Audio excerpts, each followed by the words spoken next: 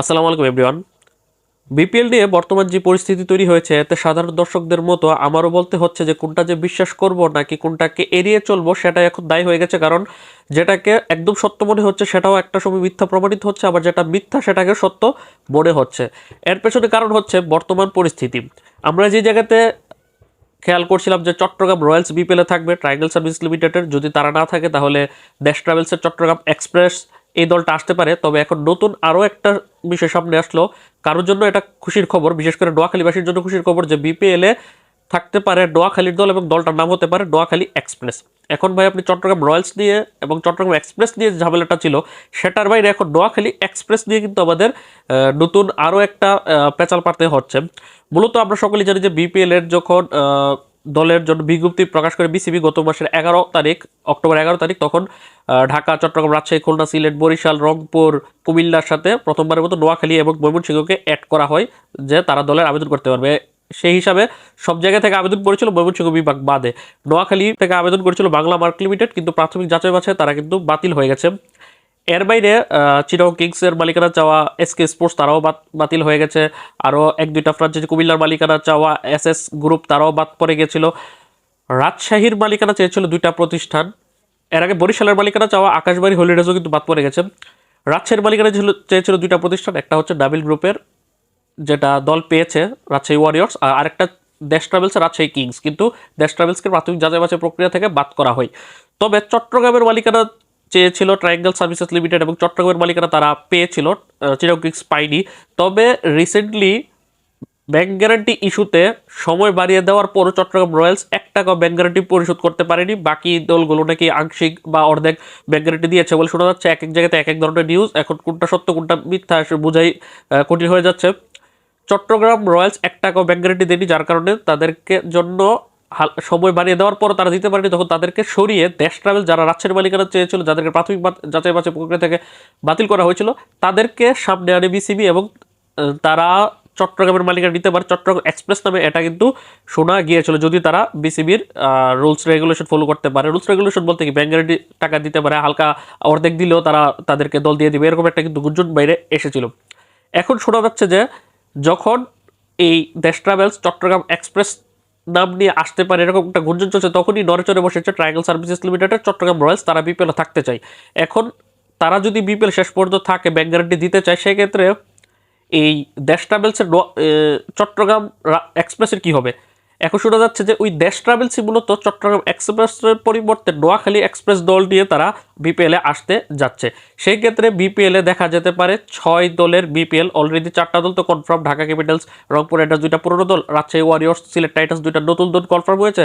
পঞ্চম দল হিসেবে চট্টগ্রাম রয়্যালসকে নিয়ে ঝামেলা চলছিল। এখন যদি চট্টগ্রাম রয়্যালস দলকে চট্টগ্রামের মালিকানা বহাল রাখা হয়, সেই ক্ষেত্রে নোয়াখালী এক্সপ্রেস দলটাও আসতে যাচ্ছে এবং সেটা যুগ হলে হয়ে যাবে বিপিএল এর 6 দলের বিপিএল। আর যদি চট্টগ্রাম রয়্যালস দলটা যদি না থাকে, সেক্ষেত্রে চট্টগ্রামের দল একদমই না দেখা যেতে পারে, নোয়াখালী এক্সপ্রেস থাকতে পারে, অথবা নোয়াখালী এক্সপ্রেস যাদেরকে দেওয়া হচ্ছে তাদেরকে চট্টগ্রাম এক্সপ্রেসও দেওয়া হতে পারে। অর্থাৎ সোজা কথা, চট্টগ্রামের মালিকানা জন্য এই ট্রায়াঙ্গল সার্ভিসেস লিমিটেড যদি সকল শর্ত মানে, অর্থাৎ ব্যাংক গ্যারান্টি পরিশোধ করে, সেক্ষেত্রে তাদেরকে চট্টগ্রাম রয়্যালস দেওয়া হবে। আর যদি তারা না দিতে পারে, সেক্ষেত্রে দেশ ট্রাভেলসকে হয়তো নোয়াখালী এক্সপ্রেস দেওয়া হবে, আর নয়তো চট্টগ্রাম এক্সপ্রেস দেওয়া হবে। এখন কথা হচ্ছে, যদি চট্টগ্রাম রয়্যালস থাকে তাহলে নোয়াখালী এক্সপ্রেস যুগ হবে, সেক্ষেত্রে 6 দলের বিপিএল হবে।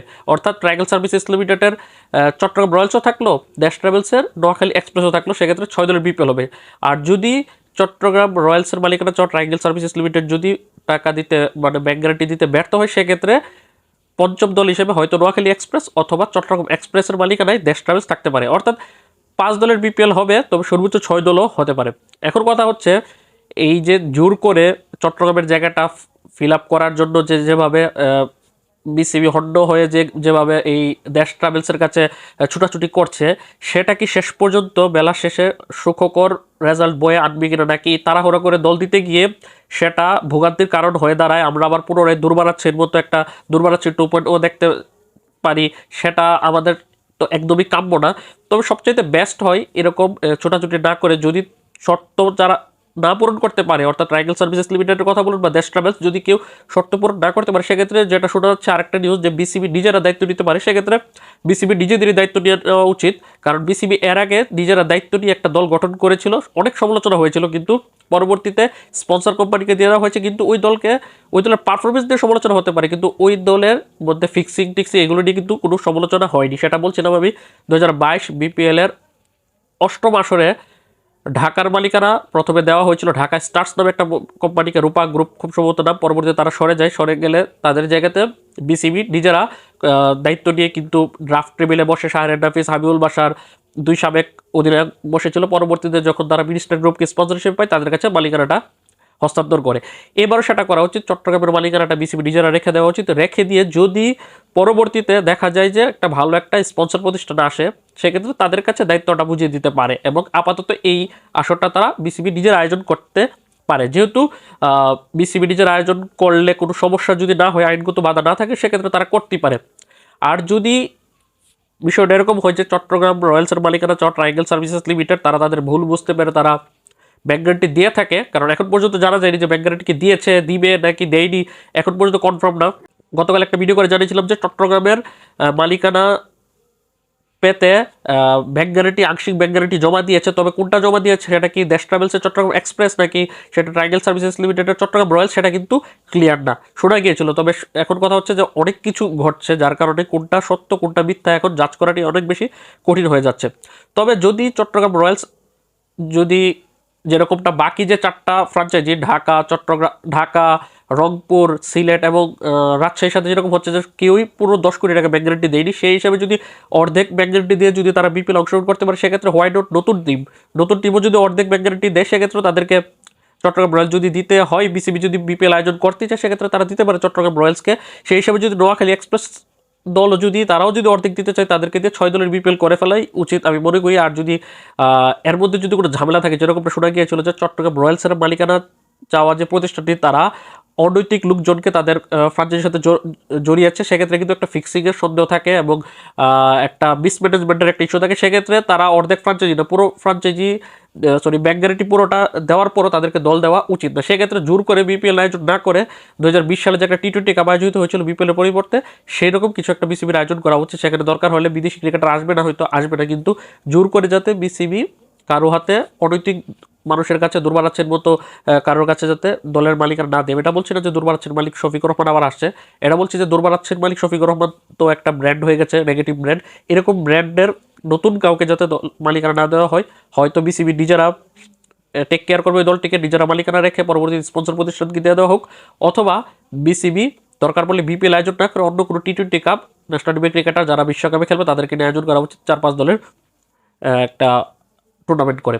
আর যদি চট্টগ্রাম রয়্যালস, নোয়াখালী এক্সপ্রেস 2টা দলই যদি ভালোভাবে সকল ক্রাইটেরিয়া পূরণ করতে পারে, অনৈতিক লোকজনকে সরিয়ে, সেক্ষেত্রে 5-6 দলের বিপিএল হলে আমাদের তো কোনো আপত্তি থাকার কথা না। তবে এখন পর্যন্ত অফিসিয়ালি কোনো কিছু জানা যাচ্ছে না, সেটা হয়তো বা খুব শীঘ্রই আমরা জানতে পারবো 2-1 দিনের মধ্যে। যেটা মনে করা গিয়েছিল যে আগামীকাল জানা যেতে পারে, রবিবারের মধ্যে যদি জানা যায় তাহলে যে ভালোই, কারণ নিলামের ডেটটা যদিও 1 সপ্তাহ পিছিয়েছে, তাও কিন্তু খুব বেশি একটা সময় বাকি নেই। 30 নভেম্বর নিলাম হবে ঢাকার একটি 5-স্টার হোটেলে। তো দেখার বিষয় শেষ পর্যন্ত কি হয়। হয়তোবা এখন যেই তথ্যগুলো আপনাদেরকে দিচ্ছি সেটা হয়তোবা ঘন্টাখানেক পরে চেঞ্জও হয়ে যেতে পারে, কারণ এখন পর্যন্ত কিন্তু অফিসিয়াল কোনো তথ্য কিন্তু জানা যায়নি। তাছাড়া বিপিএল গভর্নিং কাউন্সিল এবং বিসিবির মধ্যেও কয়েকটা গ্রুপ বিভক্ত হয়ে গেছে, একে দল দেওয়া হোক, ওকে দল দেওয়া হোক, একে না দেওয়া উচিত, যার কারণে কিন্তু এখন পর্যন্ত বিপিএল গভর্নিং কাউন্সিলও অফিসিয়ালি কিছু জানাচ্ছে না, এমনকি তারা আনঅফিসিয়ালিও খুব বেশি কিছু জানাতে পারছে না। তবে বিপিএল এর নোয়াখালীর দল থাকতে পারে, এমনটাই কিন্তু একটা রিপোর্ট আজকে করেছে ক্রিকফেজি রিপোর্ট অনুযায়ী বিপিএল এ নোয়াখালী এক্সপ্রেস আসতে পারে, এবং নোয়াখালী এক্সপ্রেস যদি আসে এবং চট্টগ্রাম রয়্যালসও যদি থাকে, সেক্ষেত্রে 6 দলের বিপিএল হতেও পারে। আপনার কাছে কি মনে হয় যে বর্তমান যে মাসাকার যে একটা পরিস্থিতি তৈরি হচ্ছে, সেটা নিয়ে অবশ্যই কমেন্ট করে জানাবেন। আল্লাহ হাফেজ।